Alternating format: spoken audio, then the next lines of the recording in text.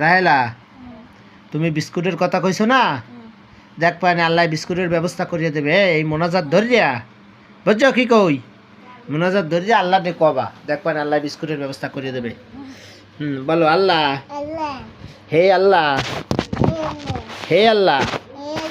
হে দয়াময় আল্লাহ হে আল্লাহ আমার অনেক পেটে খিদা লাগছে আল্লাহ গো এই খিদার জ্বালা আর চোখ খুলবা না আর সহ্য করতে পারি না চোখ খুলবা না আপনি যদি এক প্যাকেট বিস্কুটের ব্যবস্থা করিয়া দেন হেলে আমি পেট ভরিয়া ভাত খামু